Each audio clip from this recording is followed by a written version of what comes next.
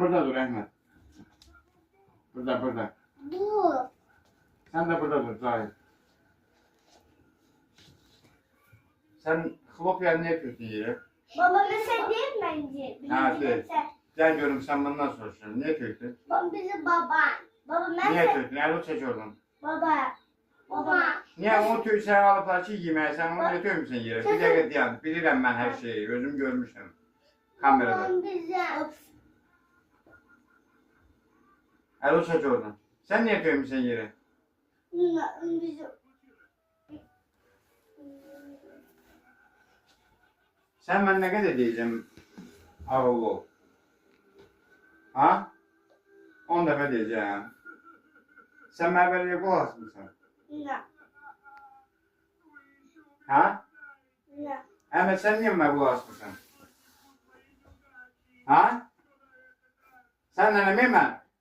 Niye qulaq asmısan adama? Niye Xlopya döksün yere? Ha? Niye döksən deyirəm? Babam bize. Ne izvini? Tartamıydı sen kulağıma? Kulağı dibin kızdırırım. Sen az. Ne? Tartım sen kulağı. Tartacağım artık.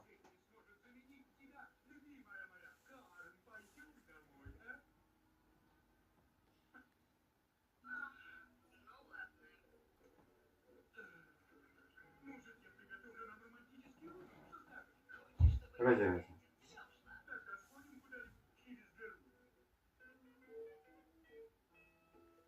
Sen ne bağlı oradasın? Babam bize.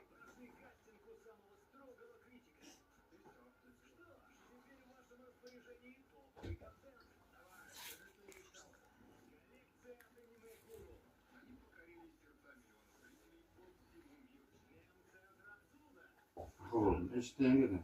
Olur dedim. Ne? Sana böyle ver. Akıllı olursun. Eşitliğin. Oo kalkarım sen. Eşitliğin. Eşitliğin ben sen. İşte Eşitmirsen aksan bana eşitmirsen. size.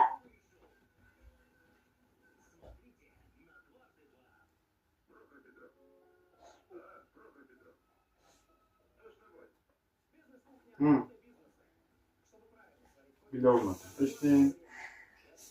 Şöyle öpün. Öpün. Şimdi baban. Adın öp bize. Burnunu. Baba. Ben bir Kulağını.